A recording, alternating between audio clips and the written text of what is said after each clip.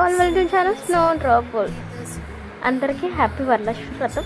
ఇది ఆల్రెడీ అందరూ చేసేసుకున్నారు, కాకపోతే నేను కొంచెం లేట్గా చేసుకుంటున్నాను. కాబట్టి నేను ఎలా చేసుకున్నాను ఏంటి అనేది ఈ వీడియోలో అయితే పెట్టేశాను.